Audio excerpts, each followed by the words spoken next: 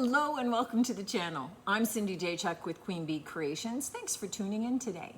If you like thrift flip videos, craft videos, furniture makeovers and painting and all kinds of good stuff like that, then I invite you to hit subscribe, give us a thumbs up, keep us coming at you. Today, I wanted to give you a bit of an idea of some things that you can do maybe a little unexpectedly with a couple of items that are easy to find in the thrift stores, but we're not going to use them for their typical purpose. Now, the first one is a lamp. So, I don't know about you, but my thrift stores have been increasing in price.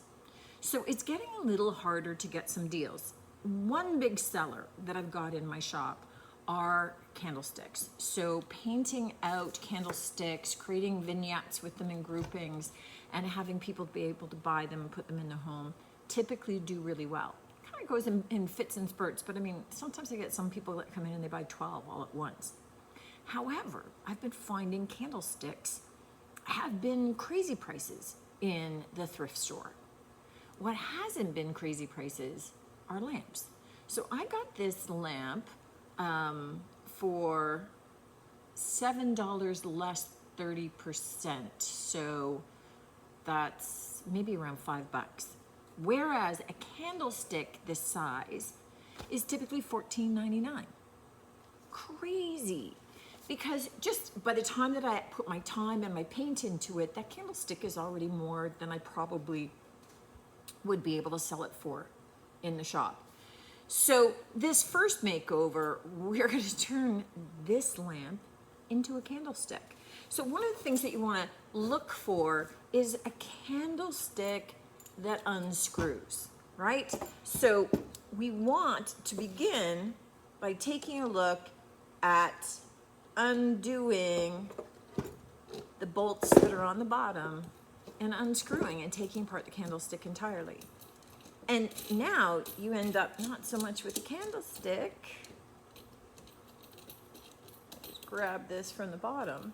You end up with not so much a lamp as you do the components to be able to put together a really awesome looking candlestick.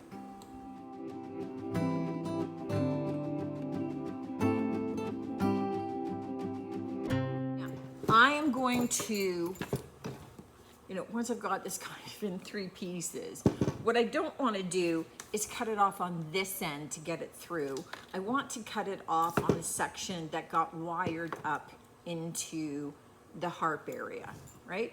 And I'm going to take off and keep the finial because finials are awesome to have on hand. So I always maintain a stash of these. But what I want to do is I want to cut the wire off here because then this cord becomes something. I don't have the great wire cutters over here, but that works. So what I will do is I will take this apart and I will keep the harp because there's a lot of times that I maybe thrift a lamp that I do want to be a lamp, but the harp is in really crummy shape. So this is a decent harp, in which case I will keep it, right? So just in terms of parts, things that you want to hang on to. Once we get that out though, I'm now able to pull this cord out entirely. Set this aside in case I want to wire something else up. If I needed a new cord, I can just strip back some of the wires and use that later. There's always something you can do with everything, right? And I hate not hanging on to the pieces and then finding, oh my gosh, I could have used that. Now, what I can do here, all right, so I want this little piece gone too. Let me just see about that. Okay, so I put a bit of wood filler down in here, and now I'm gonna take some wood glue. Oh, if I can open my lids ever. And I'm going to put some of that there too. So I'm using Type Bond 3, and then I'm going to take my dowel. Let me just get a little bit, now that I've pushed that wood filler down, let me get a little bit more glue down in there. There we go. And I now have that glue in there. This is sticking out pretty tall, but we know that the hole in this goes all the way through. So we've got more than enough height in there. I just want to reinforce it a little bit too by adding a bit of that, I'm looking all over for my little trowel, by adding a little bit of that wood filler in as well, just to give it something to grab onto.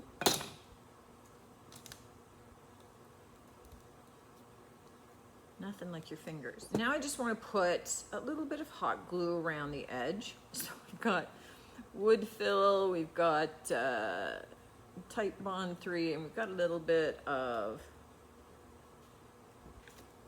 glue, and I'm going to put a whack of it down in here as well, just so that it can grab onto that dowel as it goes down in. And yes, so the only thing that I have left is I'm going to kind of fill in the top hole, just because as I attach this, you're going to be able to look down and see that. So I just want that nice and straight. And I'm going to let this dry before I start any painting, just so that I don't set it askew.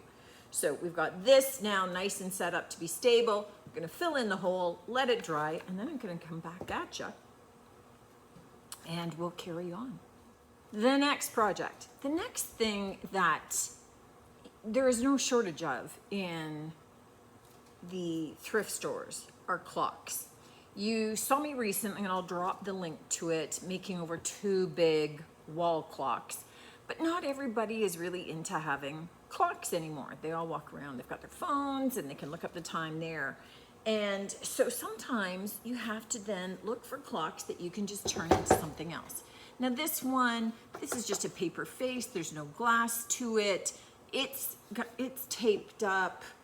So we need to do something with it to either switch it up and make it back into a functioning clock, or change it out completely. So what I'm looking at doing is just completely removing the entire clock face. So this, it could be a working clock mechanism. So again, I'll take a closer look at that. I'll pop a new battery in and we'll see how that works.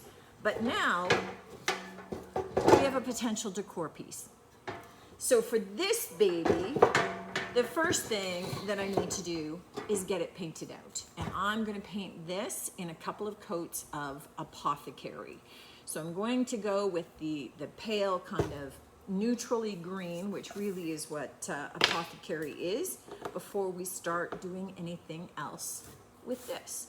But bear in mind, what we're doing with this, you could do on a smaller scale with just a little alarm clock or any of the clock faces. Just start looking at them and thinking about them in different ways, right? They're now a base for something else. And that's just one of the things to consider when you're getting things ready for your home or for your booth, is you may have some items that you don't have a need for, but what else could they become? And sometimes you need to look past seeing a lamp as a lamp and seeing it as a candlestick, or seeing a clock as less of a clock or a timepiece and more as a large mantle sitter, right? That it becomes more of a decor piece. And this had such cool lines to it that, I wanted to try turning it into something else. So I'm going to get a couple of coats of Apothecary onto this before I see you next. Now that this is dried, we can begin to at least paint it out safely. So I just want to sand that top nice and smooth, just so that once I paint it, that will all be hidden and it will serve as a good base for a candle, a tea light, anything like that. And I'm going to paint this out, as I said, with vintage linen, one of the new cottage colors from the DIY line. This is one of the all-in-one paints. So it's gonna make it nice and easy because it's going to self-seal as we go. I expect 2-coat coverage and we should be good on this. Now that we have our coats of paint onto this one, what I did do was I lightly sanded. I just took a worn down sanding block and I sanded. I wanted a little light distressing on it, nothing major. Mostly I just wanted to smooth it out a little bit. And now it's time to seal it up. So before we get to what's happening in here, I want the piece all sealed. So we are going to white wax this and wipe it back. The exception is the back frame. That one I'm gonna want to seal with poly only because I may want to affix some things to it and they're gonna stick better. And I don't know, I might not do that, in which case then I might add white wax to it later, but I at least have the option now. So here, I'm just going to apply my white wax and ultimately I will wipe it back, but it's going to seal my paint. Got a big stick in your way. It's going to seal my paint and it's going to just kind of highlight some of the details, you know, around the trim here and around on these kind of leaf embellishments out the side. So nothing major, nothing wild and crazy here. We're just kind of sealing the piece. I'm going to add a little bit of detail, soften it out with the white. And then I'm going to let that dry for a little bit before we start working on the embellishment part, the decorative aspect. For our big clock, what I am looking at doing is filling this with a bunch of florals. So florals and some sticks, and just looking to create kind of a little decorative vignette in here. So using some sprigs and a load of glue, getting this put up. I may use some solar wood flowers, perhaps, I don't know. I have some kind of vintagey looking. I want it to have kind of a bit of that vintage feel, but something that's going to be sort of interesting, that's going to be in there.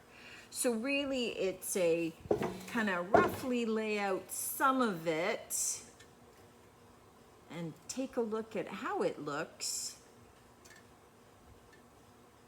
and then start gluing. So I'm going to turn the camera around and give you kind of a bit of a run through of what I'm gluing, where I'm gluing, some of the thoughts that I'm doing in fast motion, and then we'll take it from there.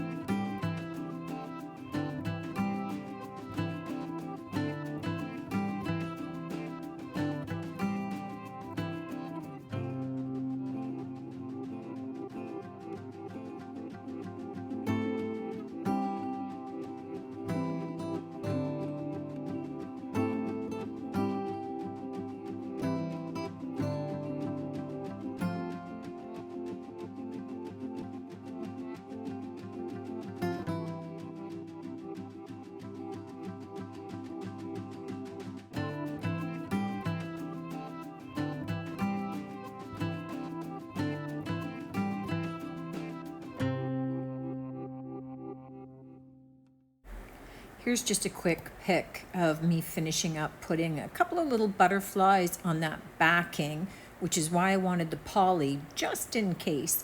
These two butterflies came from the Brocante transfer, but you also have some lovely butterflies and dragonflies and things in the entomology IOD transfer as well.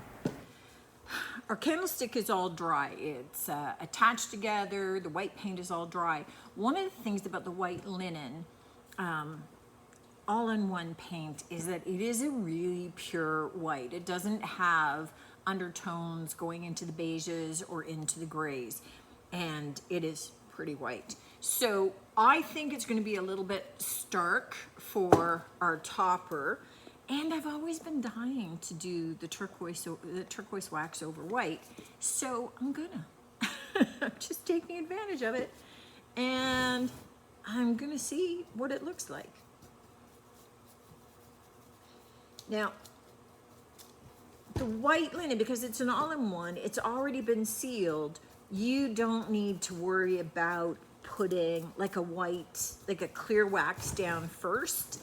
That this wax is gonna kind of slide right off it in a lot of respects. So I'm painting this so it'll go down into the lows on this, but I'm not in a big hurry to have to get it off because the paint is sealed already. It's not going to seep down into my white paint the same as if it was just a chalk paint that was unsealed.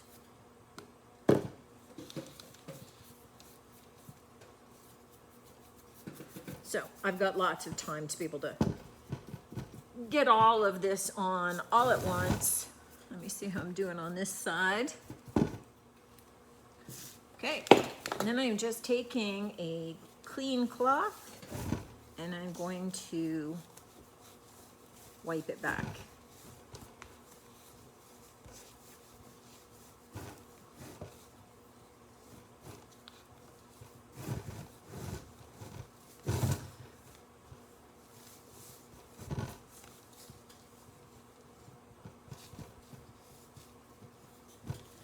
Why I can't just have anything pure white. There's nothing wrong with pure. There's nothing wrong with it. Oh, I'm digging this. I'm kind of liking how this is going. Now, the white, if I take a clean section, I'm able to wipe back and get that pretty much pristine white back again in sections. I would just need to keep switching my rag to be able to get that. I'm not sure that I need that, so we'll see how that goes. Okay, so if you really liked the white, just stick with the pure white. And I had contemplated doing, you could just do the dark wax in the cracks and white back, to just give that old aged effect. I just wanted to use the turquoise to get a hit of color for a change rather than just always doing the dark. So either the dark wax or the black wax would be great with this. Just give you completely different looks, but I'm kind of digging this. And it really does change the whole look of it. I love this. So all that's left to do is I'm gonna get out my construction adhesive and I am going to attach this to the top. All right. Today's video was more about trying to show you that you have alternatives. You know, when you're looking for candlesticks, and I get people saying, oh, the candlesticks are so expensive here. And they are here often too. They're just getting outrageous. I was just in a thrift store and there was a tall candlestick that was $19. In which case, if you're trying to paint them and then sell them, maybe in your booth, in your shop, at a craft show, then already it's way too costly, way too expensive. So don't overlook the lamps. you know, you can take a look and see in the base if there's an easy screw to be able to take it out and take the rod out. But this ended up costing me, I already had this lamp top, different alternatives for the top that again you could thrift to be able to fix it up. Sometimes they're going to be nice and flat for you to be able to just put a candle on right away, or you might want like a little basket or something, or a little bowl up there and it becomes like a tall pedestal candy dish or something like that. But lamps often are way cheaper right now than the candlesticks are.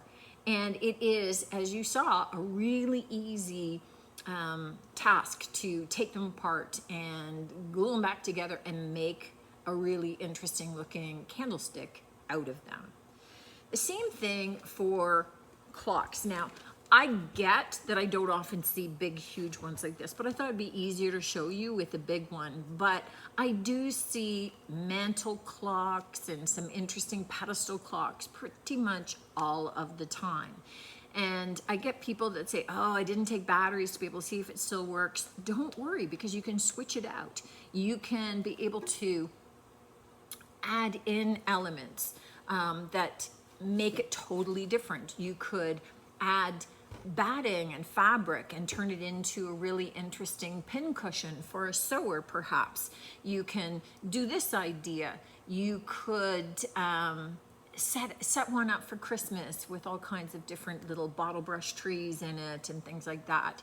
You could do just about anything, just using the frame and the space itself as your starting point. So don't worry if it's an interesting design, whether the clock works or not, because you can take that clock out, use it for something else perhaps, and you can switch this up to be a decorative item instead. So really what I wanted to show you guys more than anything else was ways to be able to look at things that you find and give them new life by deking off in a completely different direction. Let me know what you think of this, if it was helpful to you in any way. I always look forward to your comments, and until next time, take care.